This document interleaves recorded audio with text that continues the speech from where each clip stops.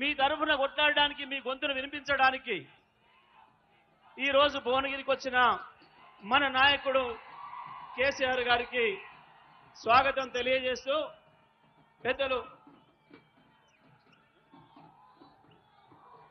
పెద్దలు కేసీఆర్ గారిని మాట్లాడాల్సిందిగా విజ్ఞప్తి చేస్తా ఉన్నాను.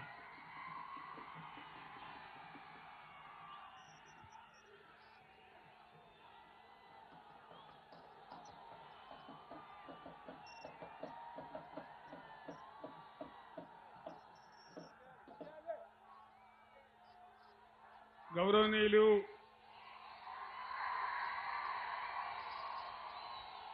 మాజీ మంత్రివర్యులు శ్రీ జగదీశ్వర్ రెడ్డి గారు, గౌరవనీయులు సీనియర్ నాయకులు మాజీ మంత్రివర్యులు శ్రీ పొన్నాల లక్ష్మయ్య గారు, గౌరవనీయులు మాజీ ఎమ్మెల్యే శ్రీ పైల శేఖర్ రెడ్డి గారు, గౌరవనీయులు మాజీ ప్రభుత్వ విప్ మరియు ఆలేరు మాజీ ఎమ్మెల్యే శ్రీమతి సునీత గారు, తుంగతుర్తి మాజీ ఎమ్మెల్యే కిషోర్ గారు, నకరేకల్ మాజీ ఎమ్మెల్యే చిరుమర్తి లింగయ్య గారు, మన జనగామ టైగర్ జనగామ ఎమ్మెల్యే పల్లా రాజేశ్వర రెడ్డి గారు, గౌరవనీయులు మునుగోడు మాజీ ఎమ్మెల్యే పూసుకుంట్ల ప్రభాకర్ రెడ్డి గారు, ఇబ్రాహీంపట్నం మాజీ ఎమ్మెల్యే శ్రీ కిషన్ రెడ్డి గారు, మాజీ మంత్రి స్థానిక నాయకురాలు శ్రీమతి ఉమా మాధవరెడ్డి గారు,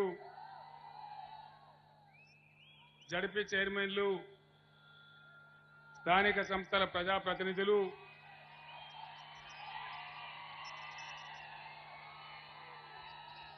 ఇంత అశేషమైన సంఖ్యలో భారీగా తరలివచ్చినటువంటి మా యువ సోదరులకు,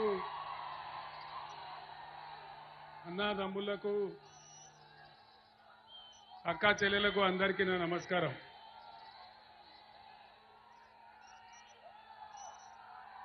ఈరోజు ఇప్పుడు పార్లమెంట్ ఎన్నికలు జరుగుతూ ఉన్నాయి. కొద్దిసేపు ప్లీజ్ తమ్ముడు ప్లీజ్, నినాదం తర్వాత రండి, తర్వాత ప్లీజ్.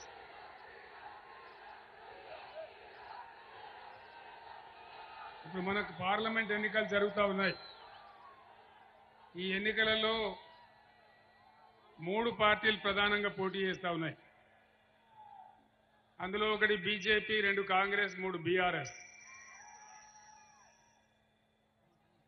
నేను మీ అందరిని ఒక్కటే మాట కోరుతా ఉన్నా,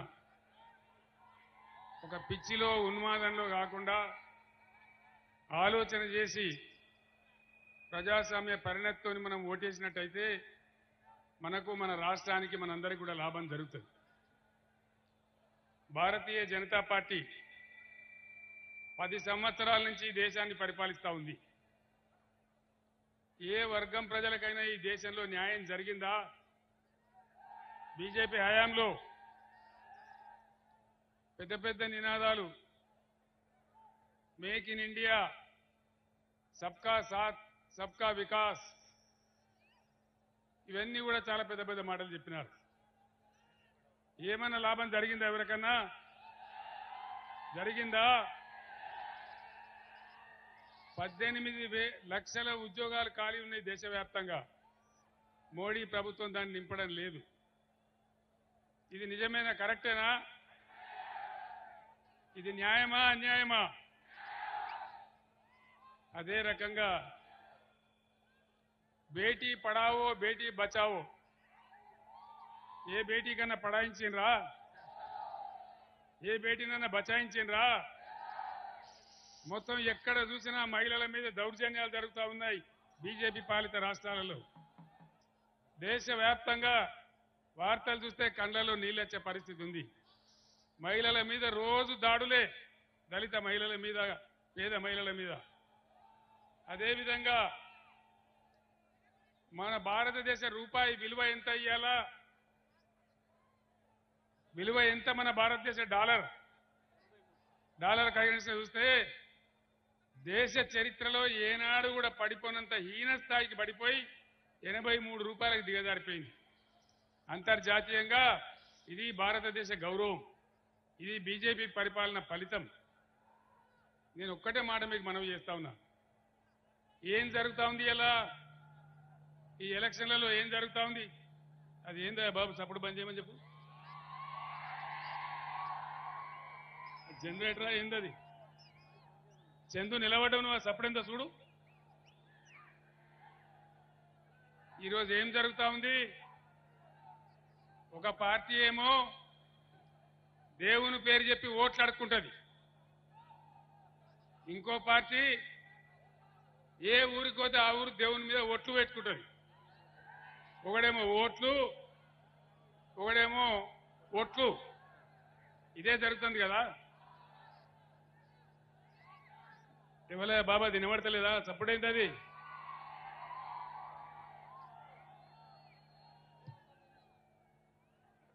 చందు ఏందా నువ్వు నిలబడుతున్నావు? ఆ చప్పుడు బంద్ చెప్పి. ఒక పార్టీ ఏమో దేవుని పేరు చెప్పి ఓట్లు, ఇంకో పార్టీ ఏమో దేవుని మీద ఓట్లు. అంతేనా? నేను ఒక్క మాట మీ బిడ్డగా మీ అందరికీ కూడా మనవి చేస్తా ఉన్నా. అద్భుతమైనటువంటి యాదాద్రి దేవాలయం మనం నిర్మాణం చేసుకున్నాం. అద్భుతంగా చేసుకున్నాం. ఎన్నడన్నా యాదాద్రి దేవాలయాన్ని, యాదగిరి గుట్టను మనం ఓట్ల కోసం వాడుకున్నామా? ఇది తేడా. ఈ రెండు పార్టీల నాటకాలు భువనగిరిలో చాలా పెద్దగా వినాలి. ఒకడొస్తాడు బీఆర్ఎస్ బీజేపీకి బి టీం అని కూడా అంటాడు. వీడు వాడిని అంటాడు, వాడు వీడిని అంటాడు.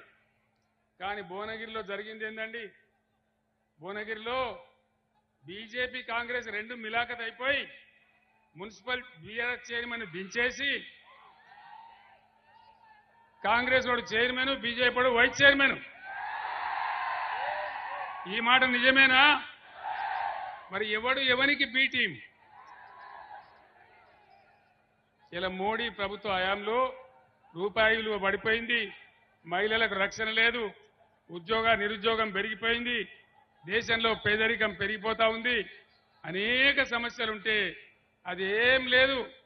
అక్షంతలు కలపాలి, తీర్థం పుచ్చుకోవాలి, పులిహోర ప్రసాదం తినాలి, ఊరేగింపులు తీయాలి. అంతేనా? ఈ అక్షింతలు, ఈ పులిహోర, ఈ తీర్థాలు, ఈ కాషాయ జెండాల ఊరేగింపు మన కడుపు నింపుతుందా? మన పొలాలకు నీళ్లు తెస్తుందా? ఇదే నరేంద్ర మోడీ ఏం చేసిండు? కేసీఆర్, నువ్వు తెలంగాణలో ప్రతి బోరుకు మీటర్ పెట్టాలి, పెట్టకపోతే నిన్ను దించేస్తా, నిన్ను వడగొడతా, నీ ఎమ్మెల్యేలను కొంటా, నీ రాష్ట్రానికి వచ్చే 25,000 కోట్ల రూపాయలు ఇయ్యా. ఇది బీజేపీ దందా. నేను అసెంబ్లీలో మాట్లాడలేదా? మీరు చూడలేదా? నేను చెప్పిన నరేంద్ర మోడీ గారు, నా తలకాయ దిగిపడ్డా సరే నా రాష్ట్రంలో ప్రజలకు కరెంటు కావాలి, నేను మీటర్లు పెట్టా అని చెప్పిన. నేను ఇప్పుడు ఇక్కడ ఒకవేళ బీజేపీ కోటేస్తే ఏమంటారు? మేము రైతుల మోటార్లకు మీటర్లు పెట్టమనంగా కూడా మాకే ఓటేసిండ్రు, అందుకే తెల్లారి నుంచే మీటర్లు పెడతామంటారు. అందుకే రైతాంగం ఆలోచన చెయ్యాలి. బీజేపీ హయాంలో తెలంగాణకు ఒక్క నవోదయ విద్యా పాఠశాల ఇయ్యలే, ఒక్క మెడికల్ కాలేజీ ఇయ్యలే. నేను 150 సార్లు ఉత్తరాలు రాసిన, 50 సార్లు ఢిల్లీకి పోయి మొరబెట్టుకున్నా. మేము కొత్తగా రాష్ట్రమైన మేము బతకాలే, 15 ఏళ్ళు కొట్టాడి ఉద్యమం చేసినాం, కాబట్టి మాకు కావాలంటే ఒక్క నవోదయ పాఠశాల ఇయ్యలే. చట్టం ప్రకారం ఇచ్చే పరిస్థితి అయితే ఇవాళ శేఖర్ రెడ్డి గారి నాయకత్వంలో భువనగిరిలో ఎయిమ్స్ తెచ్చుకున్నామన్నాడు కొట్లాడి. బ్రహ్మాండంగా మనకిక్కడ నవోదయ పాఠశాల వచ్చేది భువనగిరిలో. కానీ బీజేపీ ఇయ్యలే. ఇవాళ బీజేపీ నుంచి పోటీ చేస్తే ఆయన ఆనాడు ఎంపీగా ఉన్నాడు. మరి ఇలా ఏం ముఖం పెట్టుకొని ఈయన ఓట్లు అడుగుతా ఉన్నాడు? దయచేసి ఆలోచన చేయాలి. గుడ్డిగా ఓట్లేయడం కాదు. అదేవిధంగా మనకు రాగానే 7 మండలాలకు ఆంధ్రాకి ఇచ్చేసినాడు నరేంద్ర మోడీ.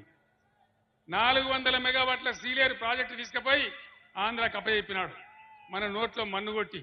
ఆనాడు మనకు కరెంటు షార్టేజ్ ఉంది, బాధపడతా ఉన్నాం, కొత్తగా రాష్ట్రమైనాం, కానీ నిర్దాక్షిణ్యంగా మనకి తీసుకొని పోయినాడు.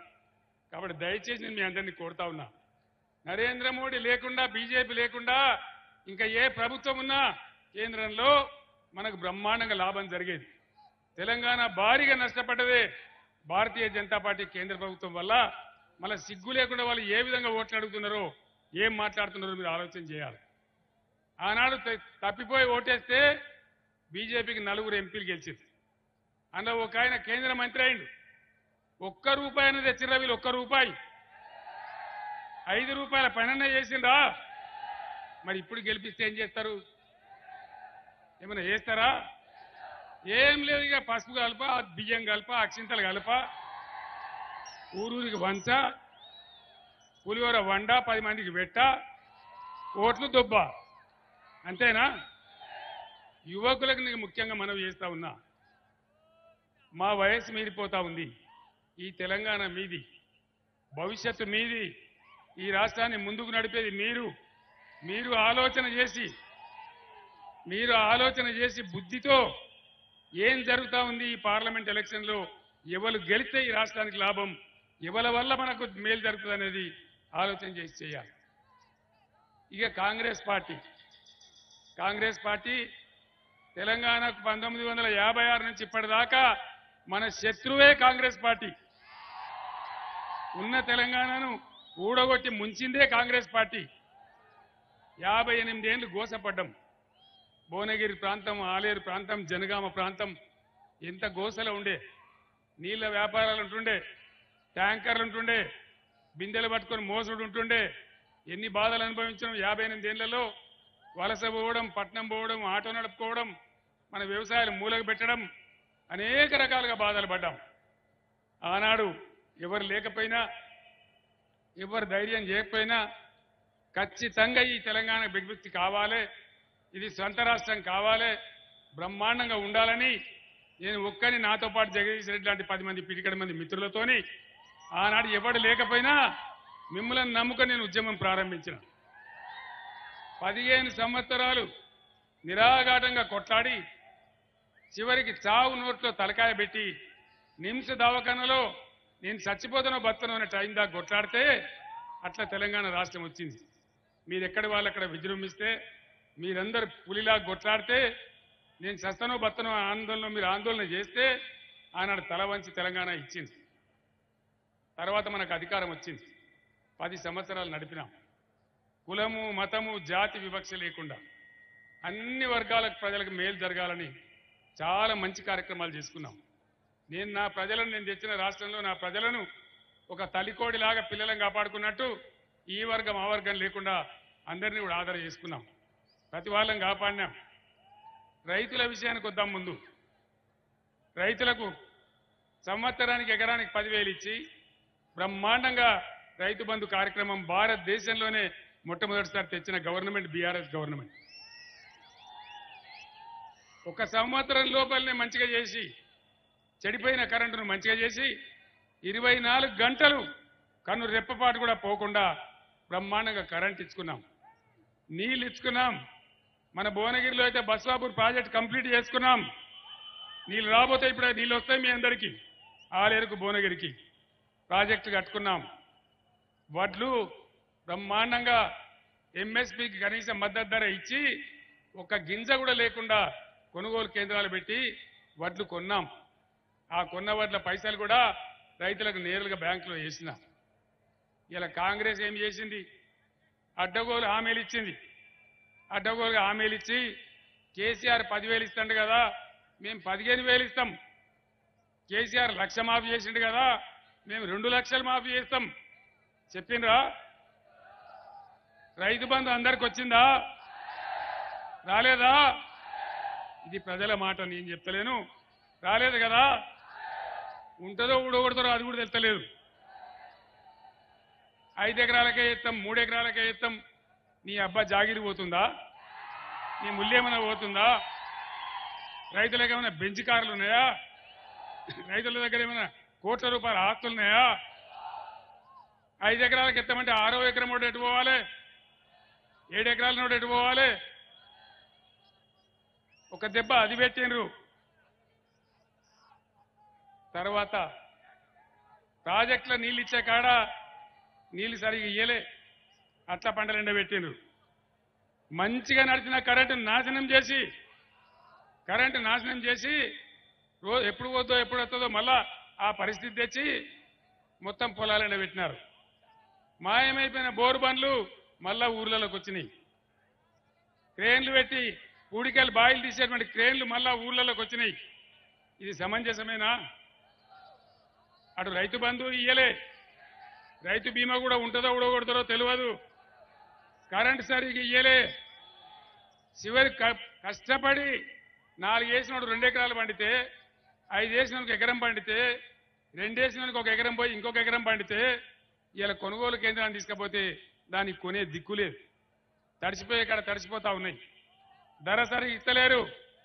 మిల్లర్ల దగ్గర వీళ్ళు కమిషన్లు దొబ్బి మిల్లర్ల దగ్గర చేసినారు కాబట్టి వాళ్ళు కొనడానికి ముందుకు వస్తలేరు. ఈ విధంగా కొనుగోలు కూడా గోల్మాల్ చేసినారు. ఇది ఎంతవరకు సమంజసం?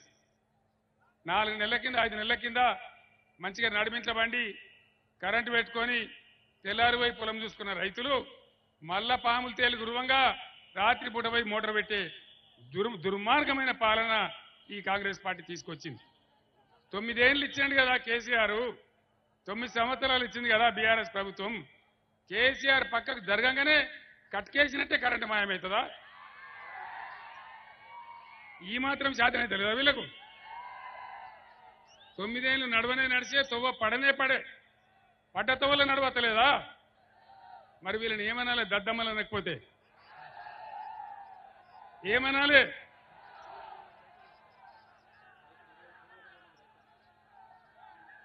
తెలంగాణలో 2014 ముందు రైతన్నలు ఆత్మహత్యలు చేసుకునేవాళ్ళు, వలసలు పోయేవాళ్ళు. మొత్తం బంద్ అయ్యేటట్టు చేసిన భగవంతుని దయ వల్ల ఆత్మహత్యలు బంద్ అయినాయి. సంతోషపడ్డం, మంచిగా అయింది తెలంగాణ అని చెప్పి. ఇప్పుడు ఈ కాంగ్రెస్ గవర్నమెంట్ వచ్చిన కాడి నుంచి రాత్రిపూట కరెంటు పెట్టబోయి చచ్చిపోయిన వాళ్ళు, పొలం ఎండిపోతే గుండాకి చచ్చిపోయిన వాళ్ళు 225 మంది చచ్చిపోయినారు.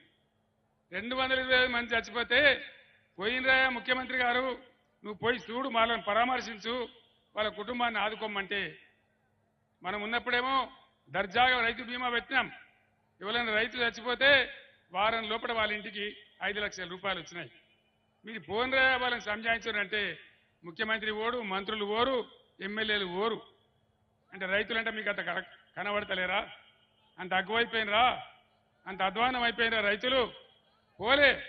ముఖ్యమంత్రి ఏమంటాడు, నువ్వు ఈ 48 గంటలలో పంపి నిజమైతే వాళ్ళని ఆదుకుంటాన్నాడు. నేను 4 గంటలనే పంపించిన, ఫోటోలతో సహా, ఫోన్ నంబర్లతో సహా. ఎవ్వరు పోలే, ముఖ్యమంత్రి పోలే, మంత్రి పోలే, ఎమ్మెల్యే పోలే, ఎవరు కూడా పరామర్శ చేయలే. ఏం బాధ ఈ రైతులకి? ఇది ఎందుకు రావాలన్న రైతులకు? నేను మంచిగా చేసుకున్న తెలంగాణ, పంటలు మంచిగా పండిన తెలంగాణ ఎందుకు నాశనం కావాలి? ఇప్పుడు నా కళ్ళ ముందట ఎండిపోతే నేను యుద్ధం చేయన్నా? ఏం చేయాలా? అందరం కలిసి చేద్దామా? పేద విద్యార్థులు, పేద పిల్లలు చదువుకోవాలని బ్రహ్మాండంగా వాళ్ళకి ఫీజు రియంబర్స్మెంట్ అప్పుడు రాజశేఖర రెడ్డి గారు స్టార్ట్ చేస్తే అది కాంగ్రెస్ చేసిందని మేము ఆపలే, దాన్ని కంటిన్యూ చేసినాం. అందరి పిల్లలకి ఇచ్చినాం, అన్ని కులాలకు ఇచ్చినాం. ఇంకా మీది నుంచి 1100 గురుకులాలు పెట్టినాం. బ్రహ్మాండంగా అక్కడ పిల్లలు చదువుకొని కలెక్టర్లు అవుతా ఉన్నారు, ఇంజనీర్లు అవుతా ఉన్నారు, డాక్టర్లు అవుతా ఉన్నారు. ఆ గురుకుల పాఠశాలలు బాగా నడుస్తూ ఉన్నాయి. ఇవాళ ఏం జరుగుతుంది? ఒక్క ప్రైవేట్ కాలేజీకి కూడా ఫీజు రియంబర్స్మెంట్ ఇయ్యలే. 5 నెలల కాలేజీలలో జీతాలు ఇస్తలేరు. ఇక పిల్లలకు చదువు ఎట్లా చెప్తారు? పరీక్షలు ఎట్లయితాయి? ఆగమాగం చేసిండ్రు. గురుకులాలు పెడితే గురుకులాలలో పిల్లలకు విషాహారం పెడుతున్నారు, కల్తీ అన్నం పెడుతున్నారు. 135 మంది విద్యార్థులు పోయి దవాఖానలలో పడ్డారు, 4 పిల్లలు చచ్చిపోయినరు. ఇదే భువనగిరిలో ఒక అమ్మాయి చనిపోయింది, మీరందరూ కూడా చూసిండ్రు. ఇదేనా జరగాల్సిన పద్ధతి? ప్రభుత్వం ఏం చేస్తుంది? చేనేత కార్మికులు మేము త్రిప్స్ సిస్టమ్ పెట్టినాం, సగం ధరకే రంగుల రసాయనాలు ఇచ్చినాం, వాళ్ళ బతుకులు కాపాడినాం. మరి ఏమైంది? ఇవాళ అది కూడా బంద్ పెట్టినారు, దాన్ని కూడా బంద్ చేస్తాం. అన్ని బందే. ఇంకేమంటారు? నిరుద్యోగులకు 4000 రూపాయలు వృత్తి ఇస్తామన్నారు, ఇచ్చిండ్రా? ఎవరికన్నా జాబ్ క్యాలెండర్ ప్రకటించండ్రా? మెగా డిఎస్సి ప్రకటించండ్రా? అంతా బోగసే. ఇవన్నీ ఓను. వరికి ఏమి ఇస్తామన్నారు? కేసీఆర్ ఇచ్చిన ధర కాదు, 500 రూపాయలు మేము బోనస్ ఇస్తామన్నారు. ఇచ్చిండ్రా? ఇవనక ఇస్తాన్రా? కానీ ఏం చెప్తారు, వీడికి వచ్చిదే భువనగిరికి వచ్చి యాదగిరి నరసన్న మీద ఒట్టు వచ్చే తాపకి ఇస్తారట. ఇతరా నమ్మేటట్టు ఉన్నదా? ఫైనల్గా రైతుల గురించి ఒక మాట. ఆనాడు మనం చేస్తామని 30,000 కోట్ల రూపాయలు 2 సార్లు మాఫీ చేసినాం. ఈ ముఖ్యమంత్రి ఏం చెప్పిండు? ఉరుకున్రి లగెత్తుండ్రి, జల్ది పోయి 2 లక్షలు తెచ్చుకోండి. డిసెంబర్ 9 నాడు 10:30కే సంతకం, మొత్తం 2 లక్షలు మాఫీ అన్నాడు. అయిందా 2 లక్షలు రుణమాఫీ? కేసీఆర్ కళ్యాణ లక్ష్మికి 1,00,000 రూపాయలు ఇస్తాడు, మేము దాని సోపతికి తులం బంగారం ఇస్తామన్నారు. ఇచ్చిండ్రా? తులం తుస్తుమన్నదా? బోనస్ బోగస్ అయిందా? నిజమేనని చెప్పేది. ఇగో ఇది కథ. ఇంకేం చెప్పిండ్రు? తక్కువ చెప్పిండ్రా? 420 హామీలు చెప్పిండ్రు. హామీలలో ఆడవాళ్ళందరికీ, మహిళలందరికీ నెలకు 2,500 వచ్చిందా ఏ మహిళ కన్నా?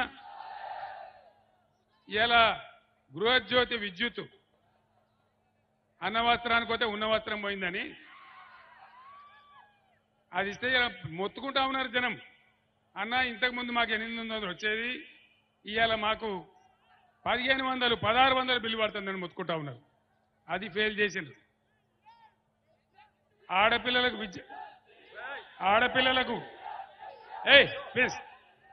ఆడపిల్లలకు యువతులకు చదువుకునే వాళ్లకు స్కూటీలు, ఎలక్ట్రికల్ స్కూటీలు కొనిస్తామన్నారు. స్కూటీలు వచ్చినాయా? స్కూటీలు రాలేదు, కానీ లూటీలు మాత్రం వస్తున్నాయి. ఈ విధంగా అన్ని కూడా బాబు పద్ధతి కాదు అది. ఇంతమంది ఉన్నారు కదా, 8,000 మంది ఉన్నారు ప్లీజ్. కాబట్టి మొత్తం వాగ్దానాలు భంగం చేసి, రైతాంగం నోట్లో మట్టి కొట్టి, నిరుద్యోగ యువకులకు మెగా డిఎస్సి దగా చేసి మోసం చేసింది ఇప్పుడున్న కాంగ్రెస్ ప్రభుత్వం. దయచేసి మిమ్మల్ని అందరినీ కోరుతా ఉన్నా, ఏదైనా ఊళ్ళో పంచాయతీ పడదనుకో, పంచాయతీ పడితే ఏమవుతుంది? ఇద్దరు పాలెలు పంచాయతీ పడితే ఆయన ఒక పంచుని పెట్టుకుంటాడు, ఈయన ఒక పంచుని పెట్టుకుంటాడు. అంతేనా? ఇద్దరు పంచులను పెట్టుకుంటారు. మరి అలా తెలంగాణ ప్రజలకు, తెలంగాణ కాంగ్రెస్ కు పంచాయతీ పడ్డది. ప్రజల తరఫున కొట్లాడే పంచి ఎవరు? కేసీఆరా? మీరు నన్ను కింద పడగొట్టి కేసీఆర్ కొట్టాడన్నా? నేను ఒక్కటే మాట చెప్తా ఉన్నా మీ అందరికీ, దేవుడు నన్ను బుద్ధి లేదావా? ఎవరాడు? నేను ఒక్కటే మాట మీకు మనవి చేస్తా ఉన్నా, దయచేసి. నేను భగవంతుడు నన్ను తెలంగాణ కోసమే పుట్టించండి. ఈ తెలంగాణ ఎట్టి పరిస్థితులలో సమైక్యవాదుల చేతుల నుంచి విముక్తి కావాలి. నా ప్రాణం పెట్టినా పర్వాలేదు, నేను అన్నాడు బయలుదేరిన. ఆనాడు ఇవ్వడు రాలే. యువకులు, విద్యార్థులు, మహిళలందరూ కదిలితే బ్రహ్మాండమైన ఉప్పెన అయింది. ఉద్యమం తెచ్చుకున్నాం, రాష్ట్రం తెచ్చుకున్నాం. 10 ఏళ్ళు మంచిగా చేసుకున్నాం. కరెంటు బాగా చేసుకున్నాం, నీళ్లు తెచ్చుకుంటున్నాం, ప్రాజెక్టులు కట్టుకుంటున్నాం, ఉన్నంతలో అందరినీ కాపాడుకుంటున్నాం. ఆ విధంగా ముందుకు పోయినాం. మొన్న ఒక సుడి గాలి వచ్చింది, దుర్మార్గపు గాలి వచ్చింది. బీఆర్ఎస్ ఓడిపోయింది, నాకు బాధ లేదు. పార్టీ అంటే ఓడినా గెలిచినా ప్రజల్లో ఉండాలి, ప్రజల కోసం పనిచేయాలి. అదే పార్టీ. ఇలా లక్షల మంది క్యాడర్ ఉంది తెలంగాణలో బీఆర్ఎస్ కు. నేను ఒక్కటే మాట చెప్తా ఉన్నా, ఇలా రైతుల గుండెలలో, తెలంగాణ ప్రజల హృదయాలలో వాళ్ళ గుండె జీలిస్తే కనిపించేది కేసీఆర్. కేసీఆర్ గుండె జీలిస్తే కనిపించేది తెలంగాణ. నా ప్రాణం ఉన్నంత వరకు, భగవంతుడు నాకు శక్తి ఇచ్చినంత వరకు ఇక్కడ రైతులకు కానీ యువలకు కానీ మోసం జరిగితే, అన్యాయం జరిగితే నిద్రపోను, భూమి ఆకాశం ఒకటి చేసి పిడుగులు పడ్డంత పోరాటం చేస్తానని మనవి చేస్తా ఉన్నా. ఈ దొంగ హామీలు ఇచ్చి ప్రజలను బురిడి కొట్టించి చల్లగా ముందుకోతున్న రాష్ట్రాన్ని ఆగం చేసిన ఈ కాంగ్రెస్ మెడలు వంచి వాళ్ళు ఇచ్చిన ఆ వాగ్దానాలని అమలు చేయించాలంటే ఈ పార్లమెంట్ ఎన్నికల్లో ఖచ్చితంగా బీఆర్ఎస్ గెలవాలి. మీ అందరు నేను కోరుతా ఉన్నా, ప్రజలను కూడా నేను కోరుతా ఉన్నా, तेलंगाना रियासत के मुसलमान भाइयों को, बुजुर्गों को, बहनों को मैं सलाम करता हूं. आप तमाम लोगों को मैं अदबन गुजारिश करता हूं. जिस टाइम मैं तेलंगाना जद्दोजहद के लिए निकला, अल्लाह के नाम लेके निकला. मैंने कहा अल्लाह के घर में देर हो सकता है लेकिन अंधेर नहीं है. और अल्लाह का दया हुआ, अल्लाह का फरमान आया, हमारे तेलंगाना हासिल हुआ. तेलंगाना हासिल होने के बाद हर मजहब के साथ, हर तबका के साथ, हर वो कौम के लोगों के साथ तेलंगाना गवर्नमेंट का रवैया क्या था. रमजान के टाइम पे हम तोबा बेचते थे, हमको खुशी होती थी, अल्लाह के दुआएं मिलते थे. क्या अब तोहफा आया? क्यों नहीं आया भाई? सोचिए कौन कर सकता है. आज जंग है बीआरएस और बीजेपी के बीच में. अगर आप गुमराह होके कांग्रेस को वोट डालेंगे, कहीं फजूल बीजेपी के एमपी जीत जाएंगे तेलंगाना में. मैं आपसे गुजारिश करता हूं, आप लोग संजीदा सोचिए. हम सेक्युलर पार्टी है और सेक्युलर पार्टी रहेंगे. आप लोग देख रहे, बीजेपी मेरे बेटी को लेकर जेल में बंद किया, नाइंसाफी कर रहा है. फिर भी हम नहीं डरते, लड़ेंगे, मरते दम तक लड़ेंगे. हम सेक्युलर है, सभी के साथ हम इंसाफ करना चाहते हैं. पहली बार हिंदुस्तान में अजान देने वाले मौजूद साहिबीन को, नमाज पढ़ाने वाले इमाम साहिबीन को हिंदुस्तान में पहली बार कुछ अतिया दिया तो केसीआर ने दिया. ये आप लोग जानते हैं. तो मैं आपसे गुजारिश करता हूं, ठीक है हम लोग हार गए, कोई बात नहीं, एक फेज है. आगे बिल्कुल आप लोगों के दुआ से फिर से बीआरएस सरकार बनेगा. अमन के साथ, शांति के साथ हम आगे बढ़ेंगे. इसीलिए मैं आपसे गुजारिश करता हूं, आप बीआरएस को तायद कीजिए, बीआरएस के मेंबरों को जिताइए. पार्लियामेंट में हम गला पाड़ के मोदी के से लड़ेंगे और तेलंगाना रियासत के हकों को बरकरार रखेंगे. इतना कहते हुए मैं रुखसत होता हूं. मैं जो बात आपके सामने रखा, आप लोग संजीदा सोचिए. సోదరులారా, నేను